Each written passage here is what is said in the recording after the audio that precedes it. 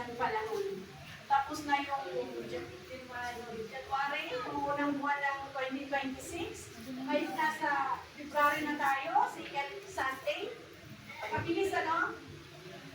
Kaya papalapit na yung pagbabalik ng Panginoon Jesus. Excited ko ba kayo?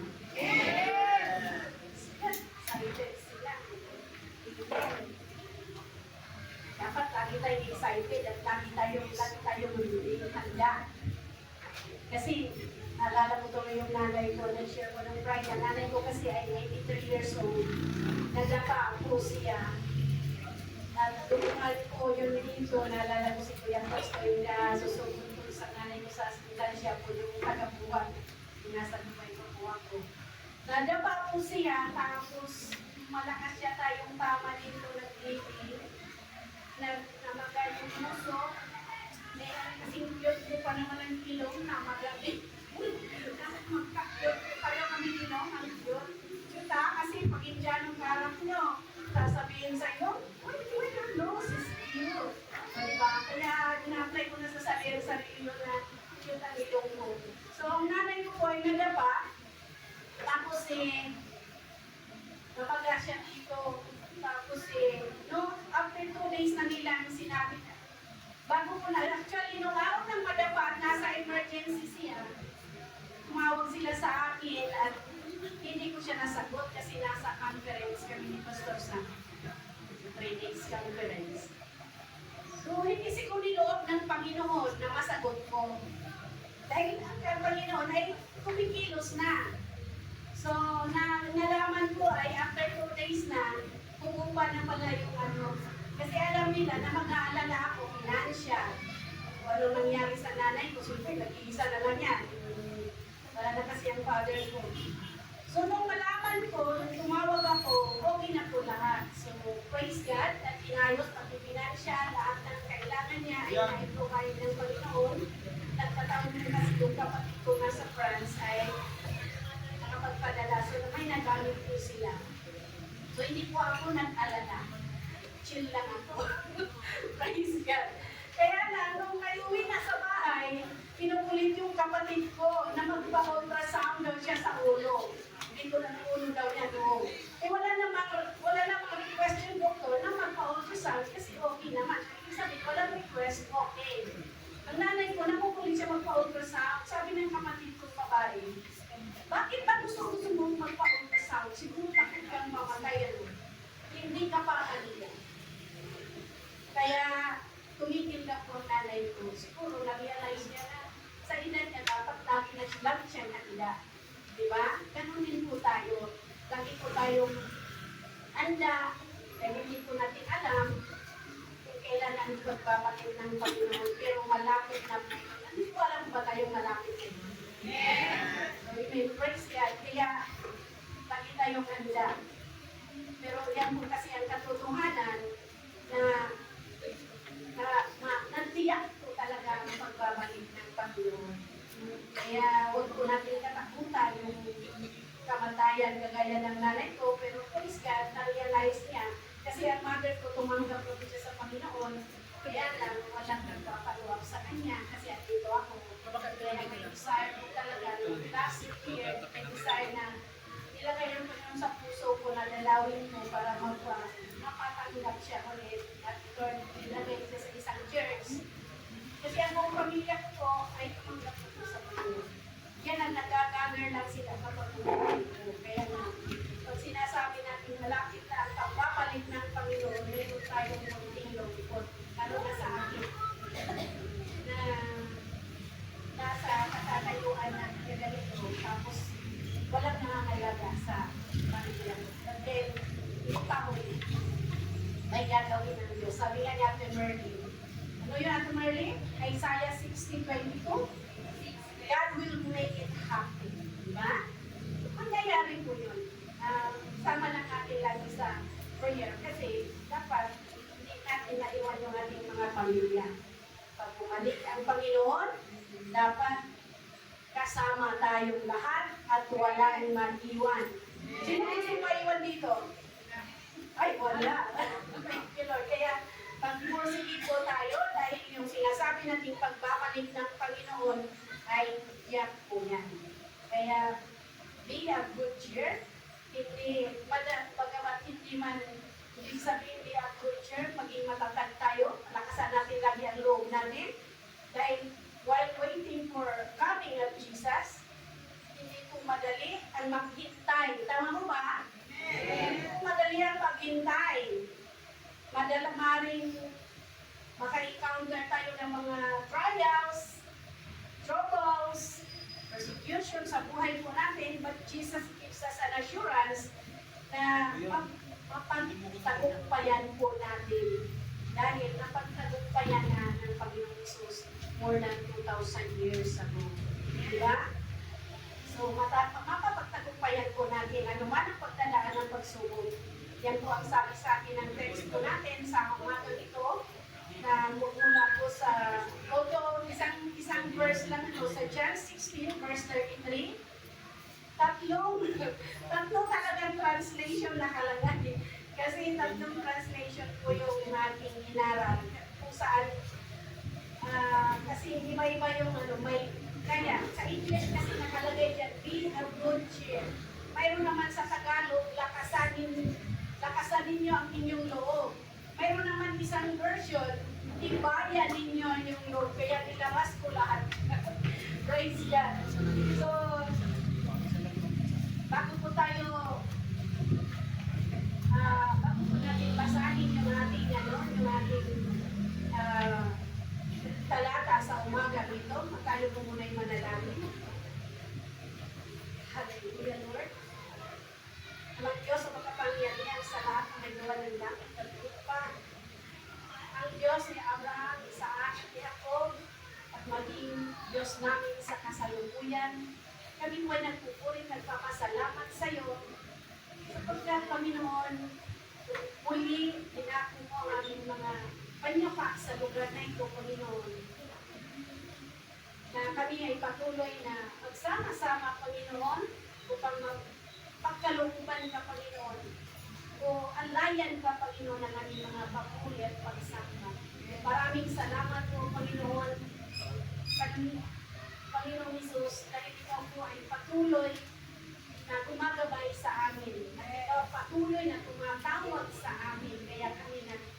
Kaya sa umagang ito, invite the Holy Spirit to minister sa mga oras na ito. Empower your words. I-empower mo po, Panginoon, bilang daluyan lamang ng iyong mensahe.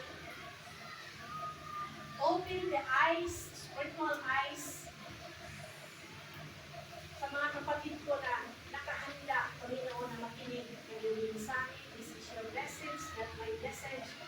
But Lord, I allow you to move in the midst of us habang kami ay nakikinig. Kawa ang mga salita ito ay may buhay na mga bago, may pananaw na mga bago ayon sa kalooban ng Panginoon. Kaya pagkatiwala namin ang oras na ito habang kami nakikinig sa iyo sa pangalan ng Jesus. Amen. Praise God. At hindi sa tuwing tatayo ako dito ng Jesus name, mag-intercede yun. Sa tuwing tatayo ako, pangalawang tayo ko na ito dito. Parang may bumabara sa lalamunan nito. Praise God. Review natin yan in Jesus name. So yan, sige po, basahin po natin yung ating talata sa Tagalog. O pwede sa English. Sabi niya, sige. 1, 2, 3. That in me you will have peace, in the world you will have tribulation. But be of good cheer. I have overcome the world. Ay mga iba't ibang kulay na nakalagay. Praise God. Sabi dyan, sa Tagalog, kasi be a teacher talaga dyan. Sa Tagalog, sinabi ko ito sa inyo upang ang inyong pakikipag-isa sa akin ay magkaroon kayo ng kapayapaan. Magdaranas kayo ng kapigatian sa sanlibutan ito. Ngunit tibayan ninyo ang inyo. So tibayan, o kaya sa isang version ay lakasan ninyo ang inyong loob.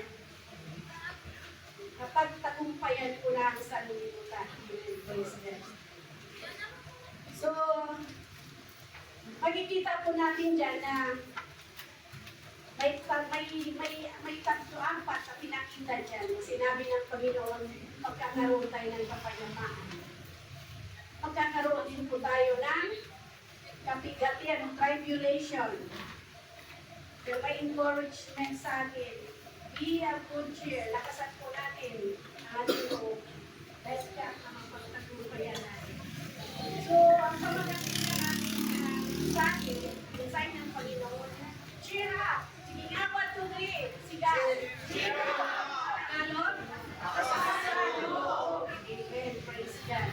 Pag sinabi mong cheer up means to stop feeling sad, to become happy, to become happier, to make someone happy. Ibig sabihin, sa Tagalog, malinaw na po na nandiyan. Tibayan o lakasan, o tibayan natin ang ating loob. Kapag tayo po ay nag-share ng ibang tao, napapalakas ng loob ng ibang tao, ano po ang nararamdaman natin? Malungkot pa rin? Di ba masaya, nawawala yung ating nararamdamang bigat? Tama po ba? Kapag may nag-cheer up sa'yo, mayroong nagpapalakas ng loob natin. Hindi na nanatili yung ating nararamdamang bigat ng ating mga dinadala. Bakit? Kasi may nag-i-encourage sa atin. Lalo na kapag ang encouragement, nag-encourage sa atin ay ginagamit yung salita ng Panginoon. Diba?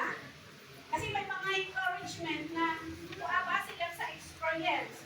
But iba pa rin ang encouragement through the words of God. Diba?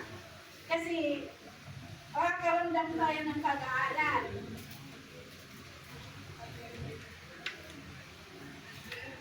So, nagiging masaya po tayo. Sa Kristyanismo, ang salitang cheer up ay karaniwang ginagamit o encourage o palakasin ang loob ng mga taong dumaranas ng kapigatian. Sino ba dito ang dumaranas ng kapigatian? Problema, pagsubok. Amen. Praise God. Ginagamit ko ito to encourage.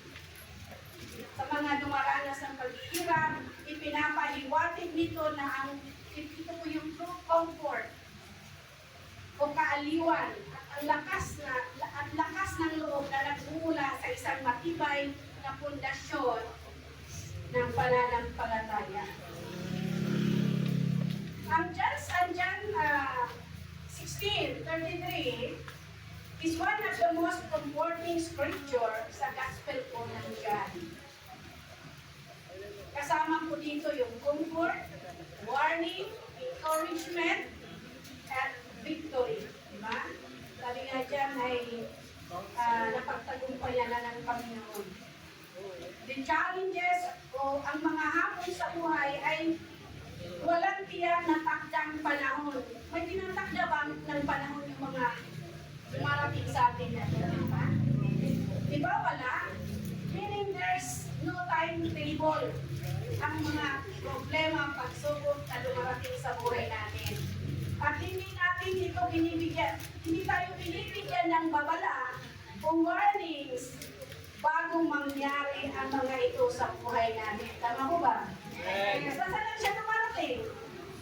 Maliban na lang sa pera. Kasi kapag wala na talagang pera, alam mo talagang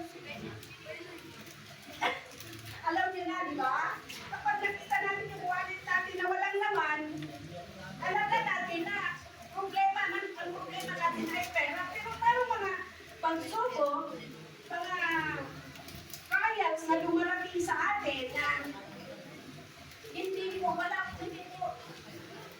nag-i-inform sa atin na darating siya sa buhay natin, di ba? Darating sila sa buhay natin. So, dumarating niya sa buhay natin na hindi natin inaasahan. Madalas nag-iiwan pa ito ng mga alalahanin at kalungkutan sa ating mga puso. Di ba kayo nalulungkot kapag may problema? Malungkot, di ba? Wala ni sinumang tao sa mundo can escape hard times or tribulation. O problems. Wala sinumang tao sa mundo na makakaiwas sa mahihirap na panahon o pagsubok sa buhay. Sapagkat bahagi na ito ng buhay. Ulitin ko, ang mga ito ay bahagi na ng buhay. Kaya wala tayong karapatan. Ano ba yung problema ito? Balik-balik ka na? Bakit dati na lang ako may problema?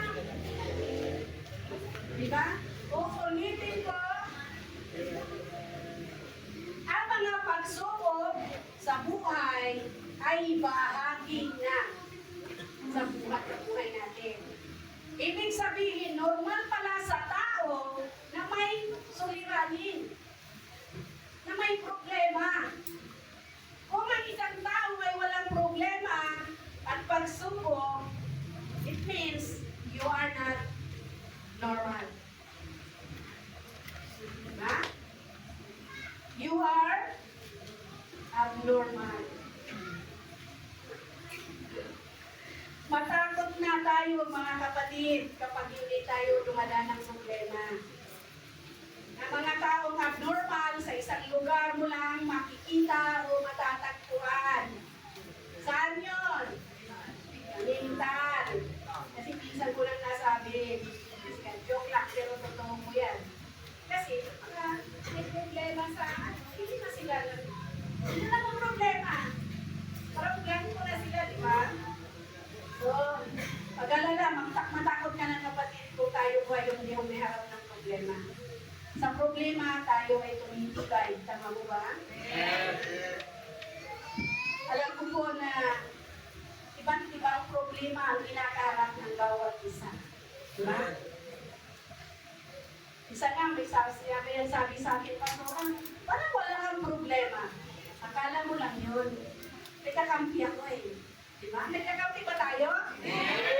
Kapag may problema tayo, may kakampi tayo. Sabi nga nasa taas. Sino nga nasa taas? Kasi marami yan nasa taas. Pangalanan mo siya. Kasi ang diablo nasa taas din. Yan ang sumasalo sa pagpapala, umaharap sa pagpapala na para sa atin. Alam niyo mo ba yun? Mahaba lang kasi ko sabihin yung pastor ano, yung angel ay nagating na ng blessing na harang pa, diba? Pero mahaba po ano yan, sabihin. So yung ating mga answers ng ating mga prayer requests, tinutugon yan ni Lord. Kaya lang tayo maharang sa taas. Kaya hindi nakakarating sa atin. Kaya huwag kayong tumigil sa pananalangin para makarating sa atin. Hawiin niyo ang daraanan ng pagpapala para makarating sa atin. Ang praise God na kaya bahagi na po sa buhay natin yung pag-uusig. Dala po ng Kristiyano, sino umarap ng pag-uusig? Kung kayo ay naging born again,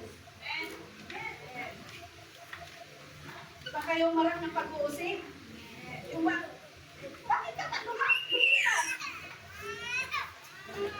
Ano bang meron dyan?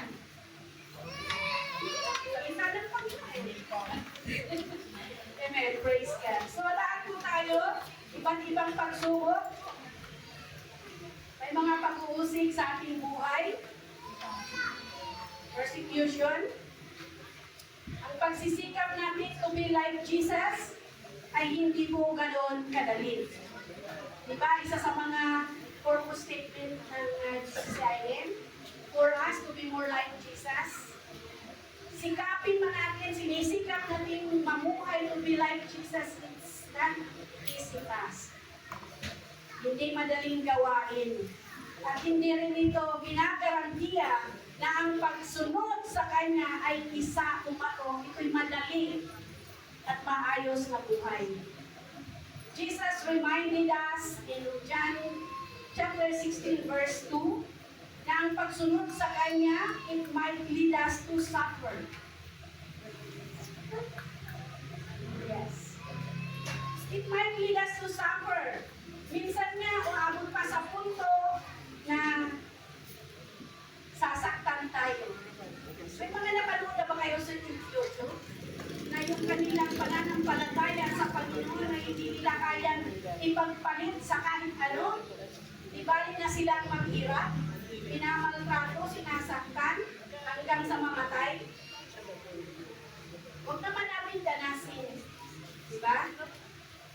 baka mamaya, pag bigla tayo ang dumanas, ay bigla ka nang kumanta.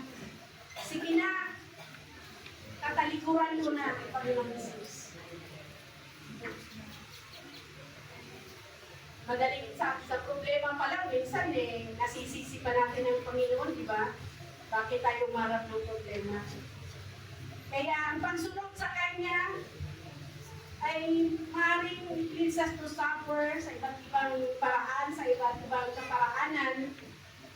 Kasi yan ang po ang sabi ng 1 chapter 16, verse 2, palalayasin nila kayo sa mga sinagoga at kumarating sa nanganguras na ang mga papatay sa inyo ay mag-iisip na ang ginagawa nila ito pala ito bilang paglilingkod sa Diyos. Pero mo, narating pa sa punto na kapag tayo ay nasaktan, yung pala ay nakala nila na paglilingkod na sila sa Diyos. Pero mali po. Hindi po dapat, diba? Kaya ano man ang ating kakarapin o dumating sa ating buhay, cheer up yan. Cheer up. Maging masaya lang po tayo. Magpakatatag tayo at maging matapang because Christ has come to conquer for us. Diba? Si Kristo ay dumating upang tayo'y magtagumpay. Kaya ang papuri ay sa Diyos lamang.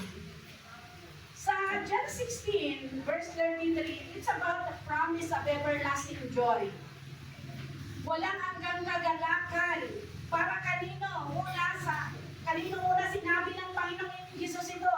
Sa mga disipulo. Siyempre kasama na rin tayo. Pagkatapos ng lahat ng challenges at paghihirap na kanilang pagdadaanan, pinag-uusapan nila, ito po yung mararanasan nila, yung everlasting joy after na mag-suffer sila, kasi alam ng Diyos na kapag wala na siya at siya aakyat sa langit, alam niya maraming kakaharapin ang mga disipulo. Kaya ibinigay na niya sa kanila yung mga paalala. Pinag-uusapan din dito sa chapter 16 na isisend ng Panginoong Jesus yung banal na Espiritu bago siya umakyat sa langit. Para mayroon tayong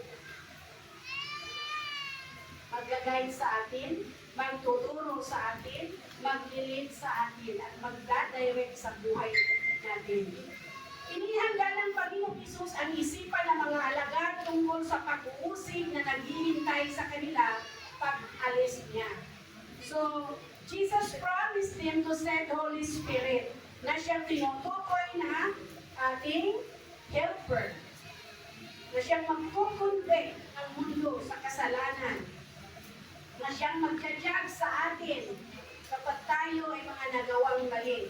Tinutukoy din ng Panginoon na ang banal na Espiritu ang siyang mediator. Pag sinabing mediator, tagapamagitan. Saan na mamagitan ng Holy Spirit? Una, sa pananalangin. Diba?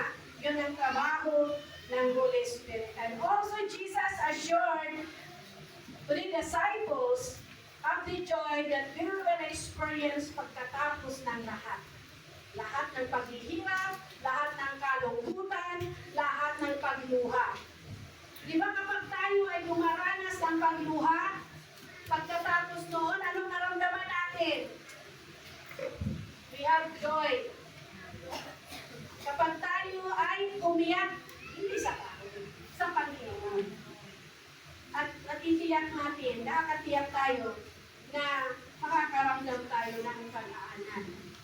Ay ating paghihirap ay inihambing ng Panginoong Hesus sa isang babaeng mga nanganganak. Yung pain na danasin natin kapag dumating sa punto na tayo po ay may paghihirap. Paano ba ang isang ina kapag nanganak, kapag nagli-labor, di ba? Sobrang pain, di ba? Ganon din po kapag tayo ay nakaranas sa mga problema sa sakit at karamdaman, napakasakit. Diba? Napakasakit minsan hindi pa natin matanggap na bakit dumanas tayo ng ganito. Bakit dumanas tayo ng problema o matinding pagsubok? Bakit iniwan tayo ng ating mahal sa buhay? Masakit, di ba? Kaya ang sakit na yan ay naitulad ng Panginoong Hesus sa isang ina na nag-labor. At kapag ito'y nairaos na at nailabas na ang sangkol, nawala lahat ang pain. Kagalakan ang papalit, sabi ni Ate Malen. So praise God, pinalalahanan din po ng Panginoong Hesus ay ang kanyang mga alagad to pray directly to God. Ito po yung mga trabaho ng Holy Spirit.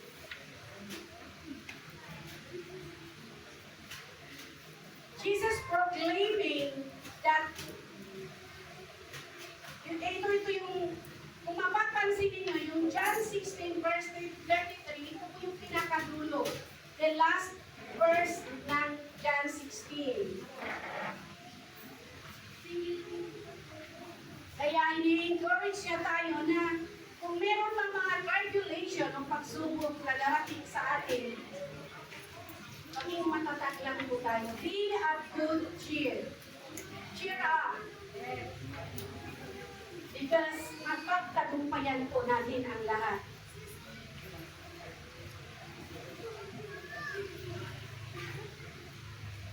Parang nawala ako. Wait lang. Hindi lang mga kapatid, ha?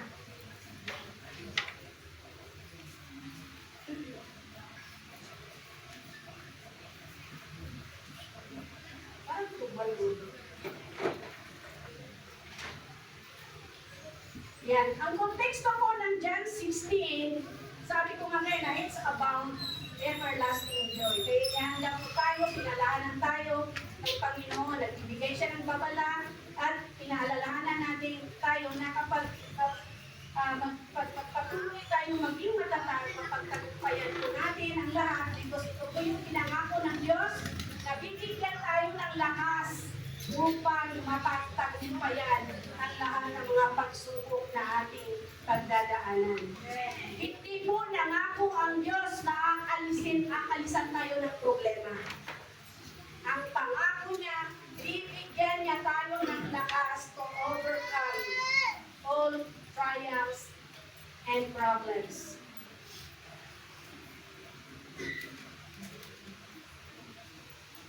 Alam po ng Panginoong Hesus na hindi po natin ma-overcome ang lahat ng sa ating sarili lang. Tama po ba? Hindi po, kasi iiyak na lang tayo sa sulok. Hindi natin kayang mapagtagumpayan ng sarili nating lakas.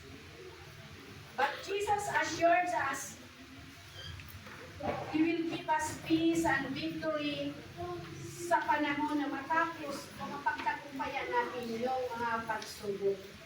Kahit na umarap ang mga mananampalataya ng paghihirap, pagdurusa o pagsubok, ipinangako ng Panginoong Hesus na darating ang kapayapaan at ganap na tagumpay.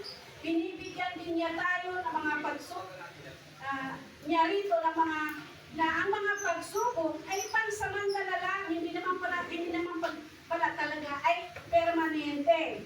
At ang sa pamamagitan ng pananampalataya kay Jesus, maaaring manatiling may pag-asa ang mga mananampalataya. Sapagkat nadaig na ni Jesus ang sanlibutan at madadaig din po natin ang lahat ng mga trials na ating pagdadaanan. Jesus promised that peace and ultimate victory will come to an end. Binibigyan din ang mga pagsubok na pansamantala lang, ito ang sinasabi ng Panginoon. Sa Christian belief o sa pananampalatayang Kristiyano, ang katiyakan nito ay nagpapaalala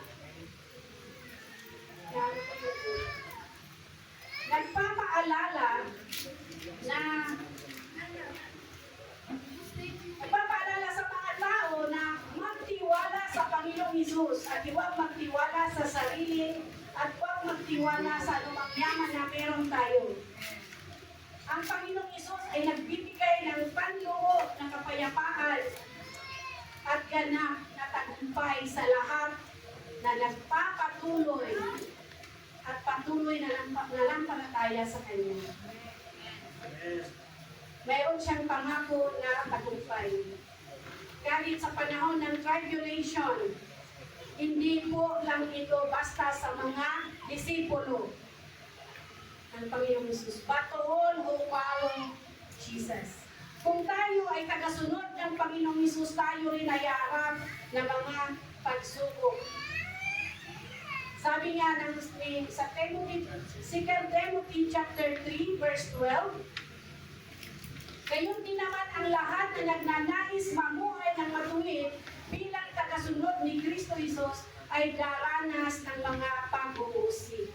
Malinaw po, so wala na po tayong pwedeng itanong pa bakit lumaan tayo sa mga pagsubok at mga pag-uusig. Ang pananampalataya at pagsunod kay Kristo ay hindi lamang nangangahulugang katiyakan ng lahat ng magagandang bagay o magandang bagay, magandang buhay. Kasama rin dito ang mga pag-uusig. But Jesus assures us peace and comfort in the midst of it all. Yun po yung pangako. Sa lahat nakakaharapin natin, ang Diyos po ay may pangako. Laging may pangako. Basta wag lang po tayong sumuko. At wag bumitaw. Dahil kung kailan ka bumitaw, naroon na pala ang tugon ng Diyos. So malaki ang pagsisisi natin. Diba? Ang sumuko ay talo. Dapat ang mga anak ng Diyos ay laging panalo. Amen? Kaya cheer up! Bilang mga Kristiyano, dapat hindi po tayo mag-aalala. Hindi po tayo mag-worry, hindi tayo mag-doubt sa pwedeng gawin ng Diyos sa atin. Sabi nga doon sa 1 Peter chapter 4, verse 12 at 13, kaya't hindi natin kayang napagtagumpayan ang mga pagsubok sa ating sariling lakas at kapangyarihan lang, kundi sa pamamagitan ng Kristo. This is what Jesus has spoken doon sa talata natin. May pangako ang Diyos na kapayapaan sa mga nagtatagumpay. Hindi panglabas na kapayapaan, but inward. Inside peace. Inner peace. At hindi pangsamantalang kapayapaan. Na yung pangsamantalang kapayapaan ay pag dumating ang problema na walang lahat yun. Mapapalitan ngayon ng pag-aalala. But the inner peace na ibigay na nasa puso natin, anuman ang pagsubok na dumating sa atin, payapa pa rin tayo. Diba? Praise God. Because He is our Prince of Peace.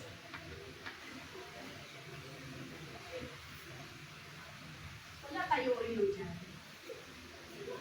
Kasi hindi pa ka mamaya sumibra ko sa oras. Kaya yun po yung aking tinitingnan. Baka sasabihin yung pastora, time out. Kasi ginagawa ko yan doon. Nagkaganyan na ako, praise God. Hallelujah.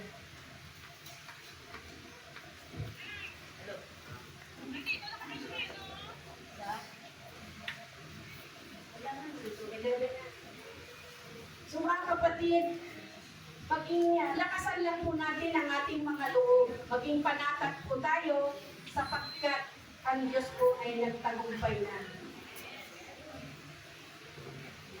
And listen, the tribulation na meron po tayo, ang Panginoon ay laging nakatingin sa atin at tayo'y pagkalooban niya ng lakad para makaalis tayo doon sa sitwasyon na hindi maganda. He will give us a way out. Makakaya nating pagdaanan ito ng may layunin at kapayapaan. Ang mga pagsubok ay hindi lamang para sa mga alagad ni Jesus at kanina, kundi para sa ating lahat.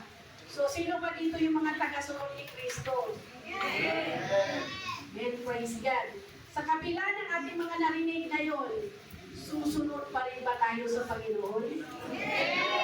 Paano kung may aantras na? Kasi pag pinag-uusapan yung pagsubok, problema, pag-uusip, puro negative, di ba? At pag iniisip po natin, kakayanin pa kaya natin harapin? Kaya. Kasi kasama natin ang Diyos sa laban natin. Kaya sabi nga kung nagbasa kayo noon sa aklat ng Job, sabi nga noon ang asawa ni Job na, diba? Alam niyo yung kwento ng, sino nakakalam sa kwento ng Job? Diba sinabihan ng Job ng asawa niya, kaya napili ka pa bang matuwid? Sa kapila ng iyong pinagdadaanan, ano ang sagot ni Job? Hindi mo naiintindihan ang iyong sinasabi. Pagpapala lang ba ang tatanggapin mo sa Diyos?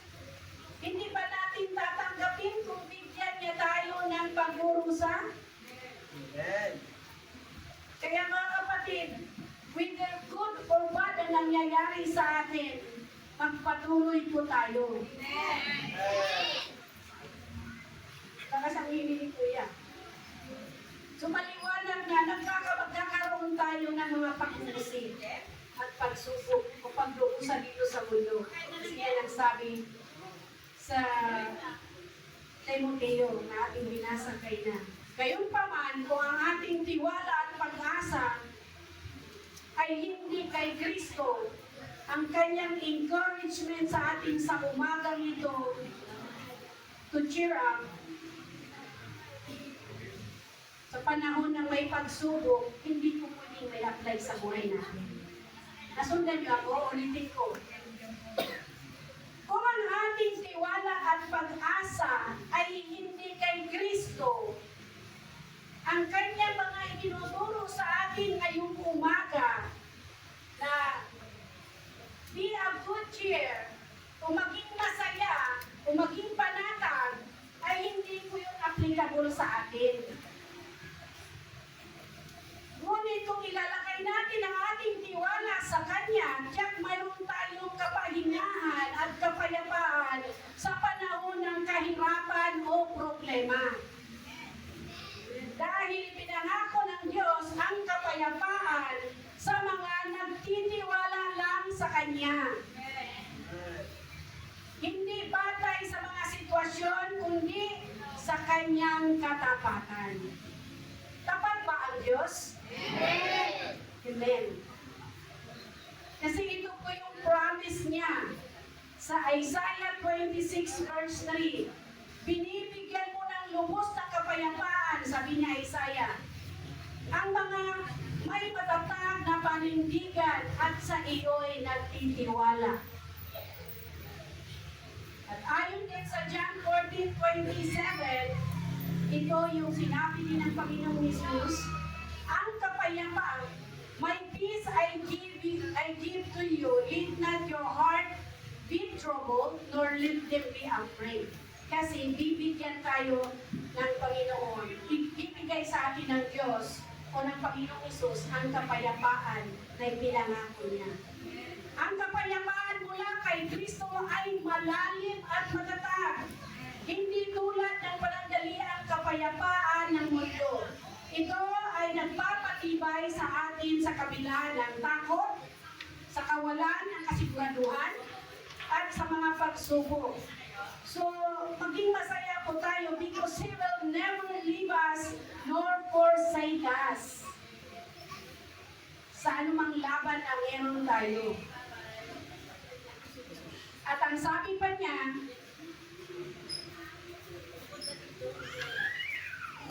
kung iniibig mo ako, tuparin ninyo ang aking mga utos. Dadalangin ako sa Ama upang kayo bigyan niya kanina. He informed us na yung Holy Spirit will guide us and comfort us in times of triumphs. Na paano ba natin i-apply ang John 16:33 sa buhay po natin?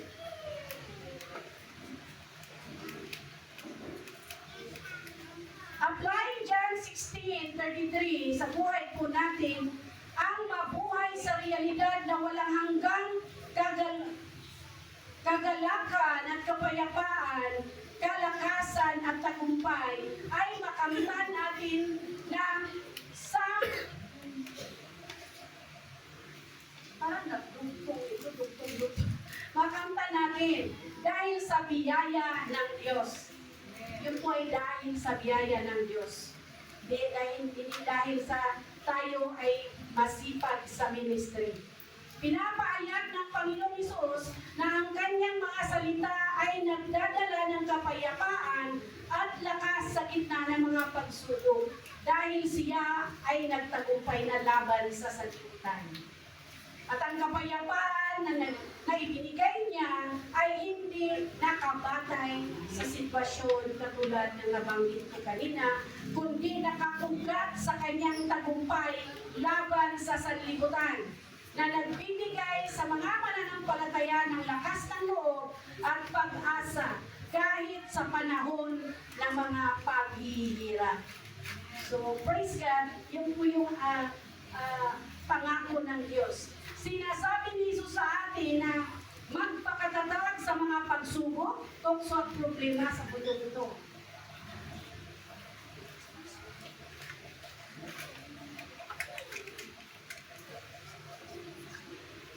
Kaya cheer up, mga kapatid. Dahil ang Panginoong Hesus ay nagtagumpay na sa sanlibutan, dapat magtagumpay din po tayo. God is love. Mahal po tayo ng Diyos. At ang kanyang mga mahal ay hindi niya hayaan na masasaktan. Ang kanyang mga mahal ay, ang mahal ng Diyos ay hindi niya hayaan na maghihirap. Kung bang hirap na walang pag-asa. Tayo naghihirap pero may pag-asa tayo. Because we have a blessed hope. Sino ba yung blessed hope natin? Ang Panginoong Hesus. Tandaan po natin na anuman ang gawin sa atin ng mga pagsubok na yan, ay hindi yan makapaghihiwalay sa atin sa pag-ibig ng Diyos. Ayon sa Romans chapter 8, 35-36. Sino ang makapaghihiwalay sa atin sa pag-ibig ni Kristo? Ang kaguluhan kaya? Ang kapighatian? Pag-uusig? Pagkagutom? Kahirapan? Panganib? O kamatayan? Ayon sa nasusulat, dahil sa inyo kung araw kaming pinapatay, tuwing nila sa amin ay mga tupang kakatayin lamang. Ito po yung sabi ni Pablo. Sila man ay nagpupursige rin. Kaya sinabi niya na hindi ang mga paghihirap na nabanggit natin sa Romans chapter 8, verse 35, ang magpahiwalay sa atin sa pag-ibig ng Diyos. Kaya, therefore, don't think na defeated po tayo, talunan po tayo. Aminin pa natin o hindi, there are times na sinasabi natin na mahina tayo. Pero po ba, mahina ako, kaya ako fail, kaya ako failure, kaya ako talunan, dahil I am weak. Hindi po tayo talunan, mga kapatid, at huwag po natin isipin na we are defeated. Christ lives in us. Nandyan ba sa inyo si Kristo? Yes. And we are belong to Him. He is our help and strength. Siya po yung ating katuwang. Siya po yung tumutulong sa atin. Siya po yung ating kalakasan. Kapag tayo ay magpatuloy na lumakad na kasama ang Diyos, tiyak po ang buhay natin. At may katiyakan. Kaya wag nating isipin na tayo ay talo. We are more than conquerors. If God is with us, who can be against us? May laban ba? Ang kalaban sa atin? Wala. Bakit? Because si Kristo ay nasa atin. Kaya paano natin minsan nasasabi na ang layo na ng Panginoon? Parang hiniwala yata ako ng Panginoon kasi hindi na niya ako naririnig. Hindi ko natatanggap yung kasagutan ng aking mga panalangin. Sa realidad po ng buhay po natin, nakakaramdam po tayo ng mga ganitong, lalo na kapag kulang na tayo sa presensya ng Diyos. Minsan, namihina tayo spiritually.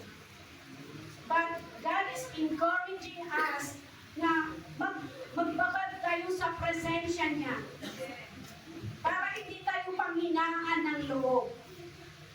Para hindi tayo mag-alala. Para hindi tayo makaramdam ng takot. Proven po yan. Marami po tayo mga kapatid dito. At hindi lang po mga kapatid na yan. Minsan ako. Dumaan din po ako sa ganyan. Na nakakaramdam ng panghihina at pagod. Kapag may problema na, lagi tayong nagre-reklamo. Bakit? Laging sa tugon ko. Balikan mo na lang ako. Magbasa ka muna ng salita ng Diyos. Magbabad ka muna sa salita ng Diyos. Magbabad ka sa panalangin. Bumalik ka sa akin. Saka mo sabihin sa akin na titigil ka muna sa pag-ministry. Pero hindi na bumalik sa akin, lalo pang lumalim ngayon. Lalo, bakit? Kasi laging nagbabad ng sagsasalita ng Diyos. Babad sa presensya ng Diyos. Kaya laging ine-express ng kapatid yung kanyang nararamdaman o nararanasang kabutihan ng Panginoon. Mga kapatid, kaya tayo nag-feeling natin ay mahina tayo dahil dito po tayo nagkulang. Yung panahon, yung oras natin sa Panginoon.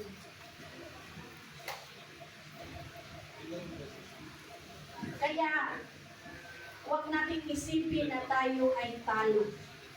Ulitin ko, we are more than conqueror because of Jesus Christ na nandahan sa loob natin. Nasa inyo, nasa ating mga puso. He is our help and strength. At the Holy Spirit. Yung tanggapin natin si Kristo. Sino ang ibinigay ng Panginoong Hesus sa atin? The Holy Spirit. Saan siya nananahan? Sa puso natin. Siya po yung tagapagpaalala. Jesus didn't say we might experience tribulation. He said it will surely happen. But cheer up. Be of good cheer.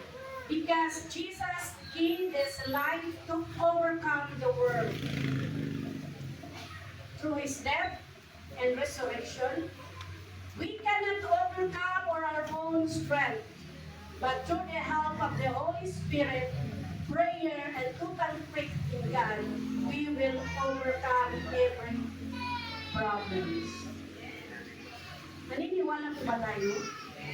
Ano ang sinabi ng Panginoon na ma-overcome natin? Bakit? Dahil may katuwang na tayo. Amen? So, praise God. Kaya, maging matibay, maging matatag po tayo. Lakasan natin ang ating loob. Maging masaya tayo.